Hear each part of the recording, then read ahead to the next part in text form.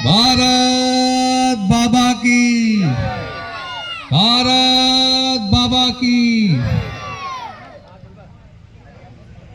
परम पूज्य बोधिसत्व बाबा साहब डॉक्टर अंबेडकर को नमन करते हैं। आज जय भीम युवा समिति के द्वारा आयोजित परम पूज्य बोधिसत्व बाबा साहब डॉक्टर अंबेडकर के जयंती के इस अवसर पर डॉक्टर MP गौतम साहब, बहुत फख्र की बात है, आप कार्यक्रम का संचालन कर रहे हैं।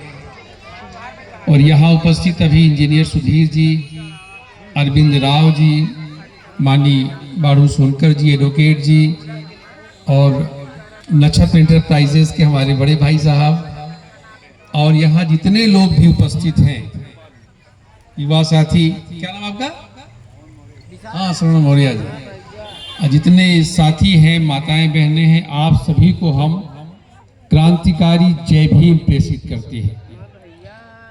आपको मालूम होना चाहिए कि जय भीम ये सामाजिक परिवर्तन का नारा है।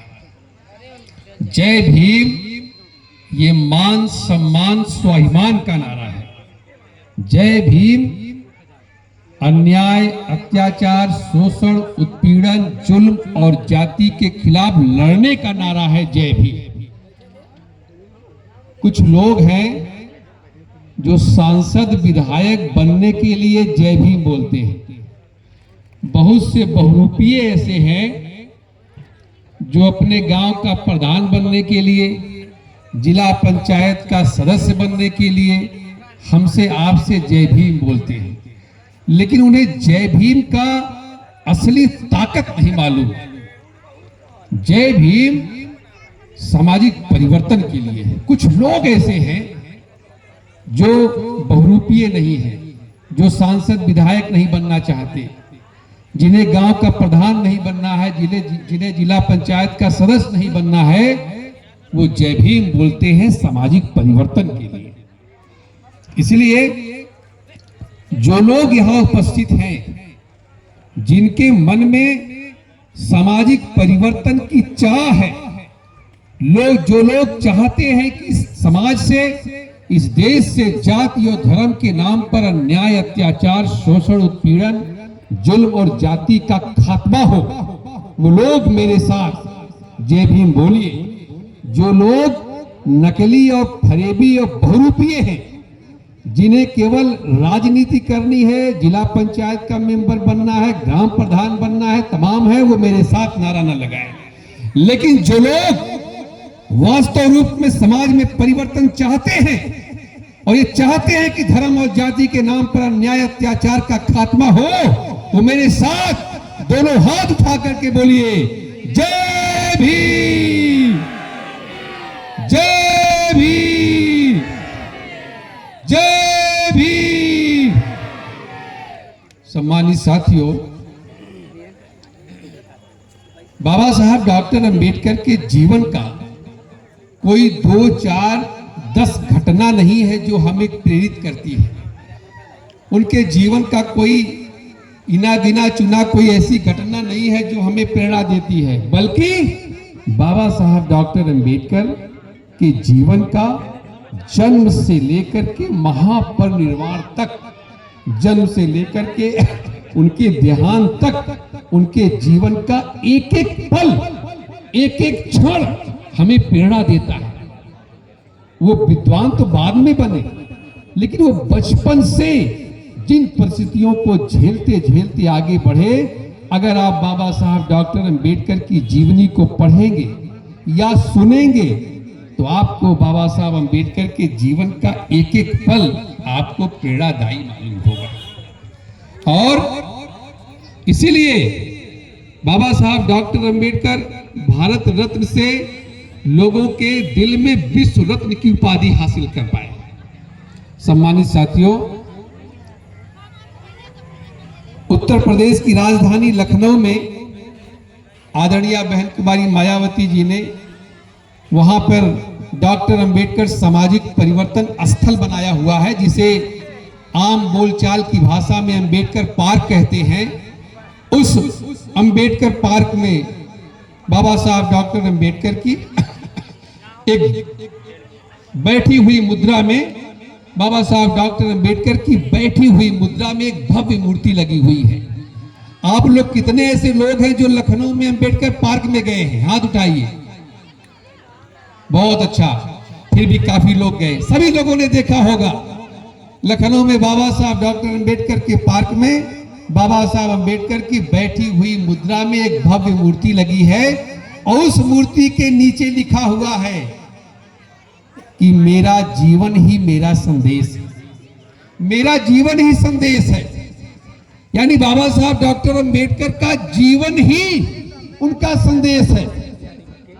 हमने खुद आज से 22-23 साल पहले बाबा साहब डॉक्टर अंबेडकर के नाम से एक पत्रिका अंबेडकर टुडे हमने संचालित किया था। शायद कुछ लोग यहां जानते होंगे जो बहुत पुराने लोग होंगे, अंबेडकर टुडे नाम से। आज जब मैं यहां देख रहा था कि जय भीम युवा समिति है, तो 23 साल पहले मैं यहां पूर्वांचल विश्वविद्यालय जौनपुर से मास कम्युनिकेशन में मास्टर डिग्री लेकर के निकला, तो मैंने बाबा साहब डॉक्टर, चूंकि मेरे पिताजी पारसनाथ मौर्य, आप बहुत से लोग यहां जानते होंगे, उनके संस्कार से प्रेरणा लेकर के मैंने सोचा कि मैं पत्रकारिता करूंगा, लेकिन बाबा साहब डॉक्टर अंबेडकर के मिशन को आगे बढ़ाने के लिए। तो मैंने उसी समय प्रण किया था और मैंने भारत की सरकार में 3 नाम प्रेषित किया था, क्योंकि नाम रजिस्ट्रेशन होता है पत्रिका का। तो मैंने 3 नाम दिया था। पहला नाम मैंने जय भीम ही दिया था कि जय भीम के नाम से हमारी पत्रिका रजिस्टर्ड हो जाए, क्योंकि यहाँ जय भीम युवा समिति को देख करके मुझे याद आया। एक नाम मैंने जय भीम दिया, दूसरा नाम अंबेडकर टाइम्स और तीसरा नाम अंबेडकर टुडे, और वहां पे अंबेडकर टुडे के नाम से हमारी पत्रिका रजिस्टर्ड हो गई। उस पत्रिका में जिस किसी के भी साथी के घर में या जो उस समय हमारी पत्रिका पढ़ता रहा होगा अंबेडकर टुडे, उसको मालूम है उस पत्रिका के हर एक अंक में, प्रत्येक अंक में एक पूरा पेज पे छपा रहता था कि बाबा साहब डॉक्टर अंबेडकर के जीवन संघर्ष का निचोड़। यानी हमको तो जानना चाहिए ना, कोई भी महापुरुष है, अगर संक्षेप में कहा जाए कि हमें संक्षेप में ही बता दीजिए, तो बाबा साहब डॉक्टर अंबेडकर ने जो जीवन संघर्ष किया था, उस जीवन संघर्ष का निचोड़, वो क्या संदेश देना चाहते थे, तो हर अंक में एक पूरे फुल पेज पर छपा रहता था बाबा साहब डॉक्टर अंबेडकर के जीवन संघर्ष का निचोड़, उनकी 22 प्रतिज्ञाएं।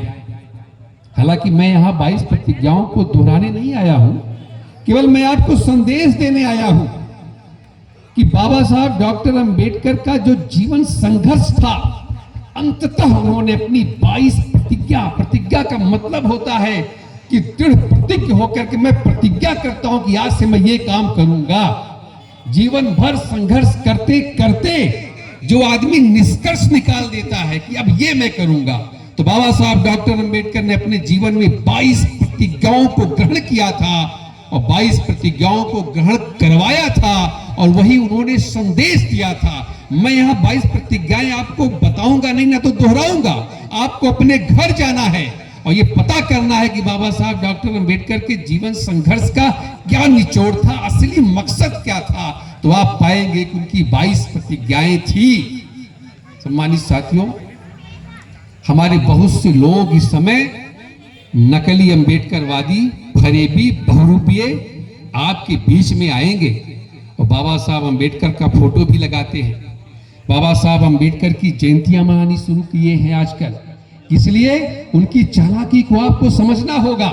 ये वही धरती है जनपद जौनपुर की, जहां पर मेरे पिताजी, मानी सुनकर आप तो जानते हैं, जहां पर मेरे पिताजी ने लोगों ने मिलकर के आज से कितने साल पहले शुरुआती में 3, 4, 5 लोग मिलकर के स्टेशन से जुलूस निकालते थे बाबा साहब अंबेडकर की जयंती का। 3 लोग 4 लोग, आप यकीन करेंगे, 3 लोग 4 लोग दृढ़ प्रतिज्ञ होकर के बाबा साहब अंबेडकर के मिशन पर आगे बढ़ने के लिए 3-4 लोग, एक होरीलाल बौद्ध जी थे, मेरे पिताजी थे, और वो सिधारी मास्टर जी थे, तमाम लोग जो मुझे वो नाम नहीं याद आ रहा है, वो हरिराम प्रेमी थे, खेता सराय के बहुत दीवाने साथी उस समय लोग थे जो उसमें बाबा साहब अंबेडकर की जयंती निकाले थे। और उस समय लोग अन्याय अत्याचार करने वाले, शोषण उत्पीड़न जुल्म जाति करने वाले लोग, जाति और धर्म के नाम पर प्रतिपल प्रताड़ित करने वाले लोग उस समय ताना मारते थे, ढेला पत्थर मारते थे, अपमानित करते थे। आज वो कारवां बढ़ निकला, बहुत आगे निकल चुका, और वो लोग आज नकली लोग अंबेडकर जयंती बना रहे हैं। साथियों, हमें नकली लोगों को पहचानना होगा और अपने ताकत से, अपने समर्थन से ऐसे लोगों को मुझे मजबूत करना ही नहीं है जो बाबा साहब अंबेडकर की जयंती या उनके महापरिनिर्वाण के अवसर पर परम पूज्य बाबा साहब डॉक्टर अंबेडकर की पवित्र मूर्ति को छू करके उसे अपमानित करने का प्रयास करें। ऐसे लोगों को हमें मजबूत ही नहीं होने देना, और ये इतिहास कभी नहीं भूलना होगा हमें। नकली लोगों के चक्कर में बाबा साहब अंबेडकर ने कहा था कि ये मेरे लोगों, ये कारवां जहां तक आया है, मैं इसे बड़ी मुसीबतों और बेहद बेशुमार विरोधियों का मुकाबला करके मैं ये कारवां यहां तक लाया हूं। तुम्हारा कर्तव्य है कि यह कारवां सदैव आगे ही बढ़ता रहे। बेशक मेरे अनुयायी अगर इसे आगे न बढ़ा सके तो इसे यहीं पर रोक दे, पर किसी भी दशा में इसे पीछे न जाने दे। ये बाबा साहब अंबेडकर ने जो संदेश दिया था। लेकिन मुझे बड़ा गर्व होता है, मुझे इस बात का बड़ा फक्र है, मुझे इस बात का बड़ा गरूर है कि बाबा साहब अंबेडकर के कारवां को जनपद जौनपुर के लोगों ने खूब आगे बढ़ाया, सदैव आगे बढ़ाया। मैं तो जौनपुर का हूं, मैंने अंबेडकर टुडे पत्रिका इसी जौनपुर से प्रकाशित होता था। लखनऊ में मेरा कार्यालय था। पूरे भारत की धरती पर, पूरे भारत में मैंने अंबेडकर टुडे पत्रिका का प्रसार और प्रसार कराया था। अमेरिका और ब्रिटेन में भी जाती थी। यानी बाबा साहब अंबेडकर के कारवां को जनपद जौनपुर से बहुत बल मिला। और यही नहीं, अभी परसों कोहड़े में कार्यक्रम था, बाबा साहब अंबेडकर की जयंती का कार्यक्रम था, तो वहां से महाराष्ट्र के विद्वान विलास खरात साहब आए थे। आप तो थे वहीं पे। विलास खरात साहब आए थे। उन्होंने बात कही कि बाबा साहब अंबेडकर जौनपुर के प्रति बहुत सॉफ्ट कॉर्नर रखते थे। तो मुझे याद आ गया कि 1956 में मेरे पिताजी बताए थे, और जब मैं अंबेडकर टुडे पत्रिका का संचालन करता था तो उसमें तमाम बातें बाबा साहब अंबेडकर, अंबेडकरी मिशन की चीजों को मैंने सीखा। 1956 में मड़ियाहों से एक विधायक थे द्वारिका प्रसाद मौर्य जी। नवंबर 1956 में बाबा साहब अंबेडकर ही सारनाथ में आए थे। द्वारिका प्रसाद मौर्य यहाँ के विधायक थे, वहां बाबा साहब से मिले और बाबा साहब अंबेडकर से अनुरोध किया कि बाबा साहब, जैसे आप नागपुर की धरती पर 14 अक्टूबर 1956 को, जैसे नागपुर की धरती पे आपने लाखों लाख लोगों को धम्म दीक्षा दे करके उन्हें आपने बौद्ध बना दिया, मेरी इच्छा है कि आप जौनपुर में भी आइए और जौनपुर में भी एक धम्म दीक्षा का कार्यक्रम हो, आपके नेतृत्व में यहां भी लोग बौद्ध बने। बाबा साहब अंबेडकर ने पहले कहा कि समय नहीं है, कई जगह जाना है, पूरे देश को बौद्ध बनाना है, लेकिन अंततः बाबा साहब अंबेडकर ने स्वीकार कर लिया। और 22 दिसंबर 1956 को बाबा साहब डॉक्टर अंबेडकर जौनपुर में आने वाले थे। जैसे नागपुर में धम्म दीक्षा का कार्यक्रम था, वैसे जनपद जौनपुर में भी धम्म दीक्षा का कार्यक्रम रख दिया गया था। तैयारियां शुरू हो गई थी। और नागपुर के बाद, दुनिया के इतिहास में नागपुर के बाद जनपद जौनपुर का भी नाम हो गया होता, लेकिन दुर्भाग्य था हम लोगों का कि 22 दिसंबर को बाबा साहब डॉक्टर अंबेडकर जौनपुर में आने वाले थे, और उसके पहले 6 दिसंबर को ही बाबा साहब अंबेडकर हम लोगों के बीच से चले गए। 6 दिसंबर को ही बाबा साहब डॉक्टर अंबेडकर का निर्वाण हो गया, महापरिनिर्वाण को प्राप्त हो गए। नहीं तो 22 दिसंबर को बाबा साहब डॉक्टर अंबेडकर यहाँ आए होते। इस बात का पता तब चला जब मेरे पिताजी 2013 में सारनाथ में थे, और बनते चंदिमा, आप लोग जानते होंगे बनते चंदिमा को, सारनाथ वाले बनते चंदिमा, मेरे पिताजी वहां बनते सिवली जी के पास बैठे थे। तो वहां एक पत्रिका में यह प्रमाण निकला कि बाबा साहब अंबेडकर यहाँ आने वाले थे। तो उसकी जांच लोगों ने कराया, पाया कि ये फैक्ट था कि बाबा साहब अंबेडकर जौनपुर में आने वाले थे 22 दिसंबर 1956 को, लेकिन नहीं आ पाए।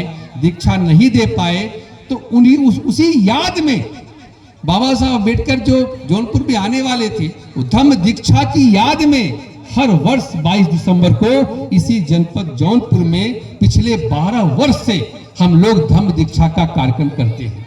लेकिन वो एक जगह फिक्स नहीं है, जनपद जौनपुर में जगह जगह, कभी बरपुर में, तो कभी यहाँ जफराबाद में, कबूलपुर में हुआ, जगह जगह पे भारतीय बौद्ध महासभा के लोग, मानी रमेश गौतम जी और मानी होरीलाल बौद्ध जी के बेटे जो टीचर हैं, इस सब लोग भारतीय बौद्ध महासभा के लोग, मेरे पिताजी जब तक जीवित थे, जनपद जौनपुर के कोने कोने में पिछले 12-13 वर्षों से बाबा साहब अम्बेडकर की याद में कि जौनपुर में आने वाले थे धम्म दीक्षा देने, भारतीय बौद्ध महासभा के लोग प्रतिवर्ष 22 दिसंबर को यहाँ धम्म दीक्षा का कार्यक्रम का आयोजन करते हैं। मैं समझता हूँ जनपद जौनपुर की तरफ से बाबा साहब डॉक्टर अम्बेडकर को एक बहुत बड़ा उनको श्रद्धांजलि दिया जा रहा है।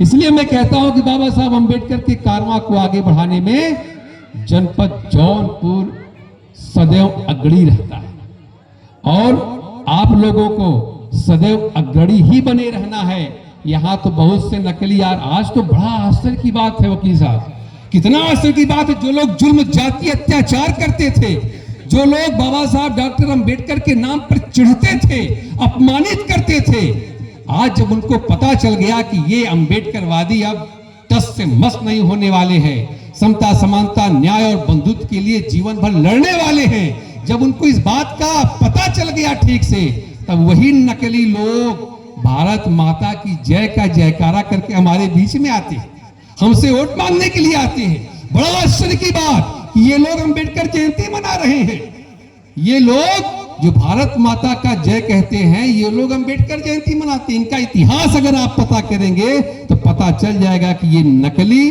झूठे, फरेबी, बहुरूपीय लोग हैं, जिन लोगों ने बाबा साहब डॉक्टर अम्बेडकर को बहुत यातना दिया था और इन्हीं लोगों से लड़ करके बाबा साहब अम्बेडकर ने हम लोगों के लिए संविधान दिया। ये लोग क्या कहते हैं, पूछना चाहिए कि भारत माता की जय, भारत माता की जय कहते हो, भारत के बाप का नाम क्यों नहीं बताते? अरे भाई, अगर भारत की माता है तो भारत का बाप भी तो कोई होगा। जैसे कोई बच्चा बिना माँ बाप के पैदा नहीं होता, कोई भी बच्चा इस धरती पर बिना माँ बाप के पैदा नहीं होता।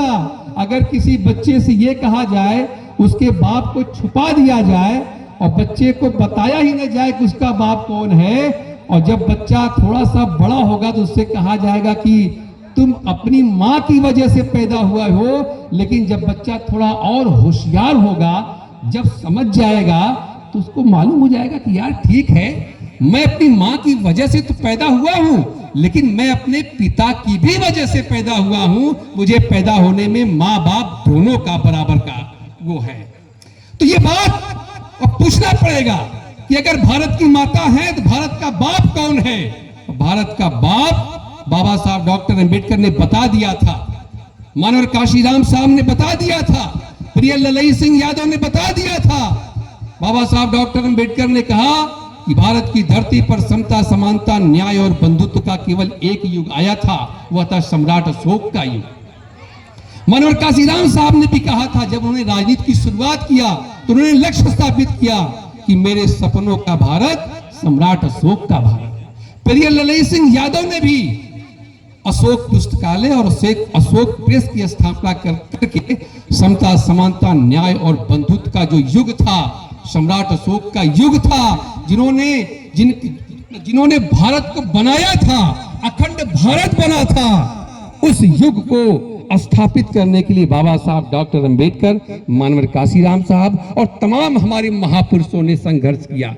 उस जो बाप था, जो भारत का निर्माता था, हमारा देश पहले खंड खंड में बटा था, खंड खंड में जिसे चंद्रगुप्त मौर्य भारत बनाया, सम्राट अशोका ने बनाया, वो भारत के निर्माता हैं। ये भारत का माता है तो भारत का निर्माता का नाम नहीं लेते? अगर भारत की माता का जय कहते हो, भारत के निर्माता सम्राट अशोक का नाम क्यों नहीं लेते हो? यानी ये लोग खाली माता माता चिल्लाते हैं और बाप का नाम नहीं बताते। इनका एक नक्शा है, आप लोग सब लोग जानते होंगे, भारत माता का एक नक्शा है, वकील साहब, भारत माता का नक्शा है जिसमें भारत माता बनी हुई है और माता बनी हुई इसमें भगवा झंडा ली हुई है।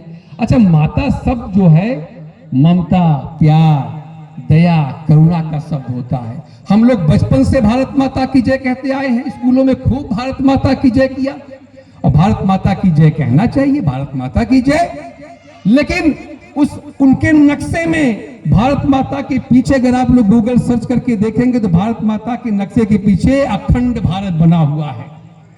अखंड भारत में भारत माता को स्थापित किया गया है, लेकिन वह अखंड भारत किसका है यह नहीं बताता कोई। वह अखंड भारत चंद्रगुप्त मौर्य का है, सम्राट अशोक का है, वही भारत के निर्माता है जिन्हें बाबा साहब अम्बेडकर ने बताया है, मानव काशीराम ने बताया है और प्रिय ललई सिंह यादव ने बताया, हमारे महापुरुषों ने बताया है। इसलिए जब कोई भारत माता की जय कहे एक बार कह दीजिएगा भारत माता की जय, उसके बाद कहिएगा भाई बाप का नाम नहीं बता रहे हो, भारत माता का तो जय कहते रहे, बाप का तो भी जय कह दो। इसलिए जब भारत माता की जय कहें तो आप कहिए भारत के निर्माता की जय। निर्माता चंद्रगुप्त मौर्य, सम्राट अशोक जैसे थे जिन्हें हमारे बाबा साहब अम्बेडकर ने बताया था।